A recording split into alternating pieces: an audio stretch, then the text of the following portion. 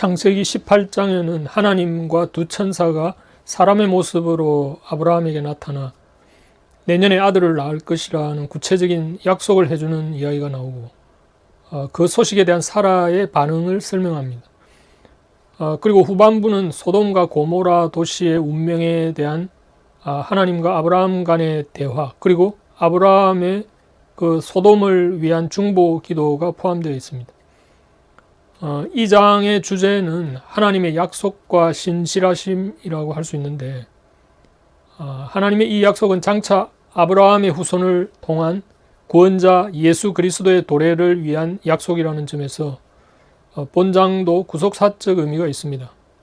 그리고 이 약속은 하나님의 은혜와 그분의 계획을 성취하기 위해서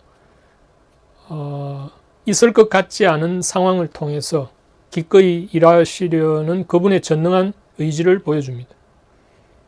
또한 이 장은 하나님의 공의와 의라는 주제를 다루고 있습니다. 소돔과 고모라의 그 운명에 대한 하나님과 아브라함의 대화는 이 도시들의 사악함에 대한 하나님의 공의로운 심판과 그 도시의 의로운 사람들을 위한 아브라함의 중보 기도를 보여줍니다. 특별히 이 장에서의 그리스도의 모습은 아브라함의 삼중적 모습, 그러니까 왕과 제사장 그리고 선지자로서의 역할을 통해서 드러납니다. 우선 왕으로서의 역할은 앞선 14장에서 조카 롯이 포로가 되었을 때 자신의 사병을 이끌고 참전함으로써 왕적 권위를 드러낸 것에서 이미 보여진 사실이고요.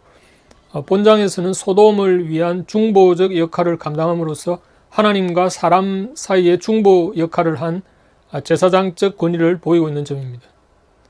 그리고 하나님은 18장 17절에서 19절에서 내가 하려는 것을 아브라함에게 숨기겠느냐고 하시면서 아브라함에게 자신의 미래에 할 계획을 미리 알려줌으로써 아브라함으로 하여금 후대에 일어날 메시아를 통한 구원을 선포하도록 한 선지자적 사명을 준 것을 들 수 있습니다. 이것은 이 땅에 왕이요 제사장이요 선지자로 오신 우리 주님의 모습을 아브라함을 통해 보여주는 모습이기도 합니다. 그런데 본장에서 한 가지 인상 깊은 장면은 아브라함이 소돔을 위해 기도할 때 왜 의인 10명에서 멈췄을까 하는 궁금증입니다.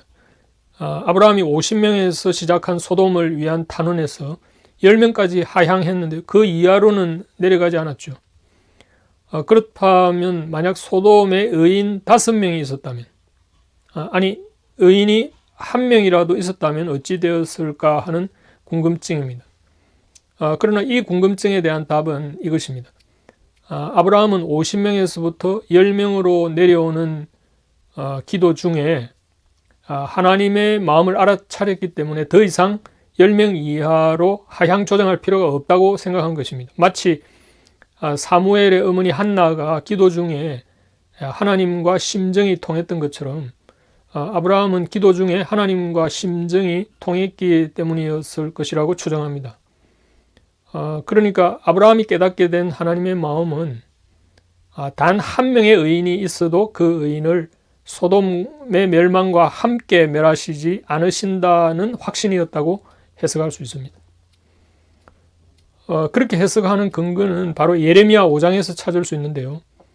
유다의 멸망을 앞두고 하나님이 예레미야에게 하신 말씀에서 너희는 예루살렘 거리로 빨리 다니며 그 넓은 거리에서 찾아보고 알라.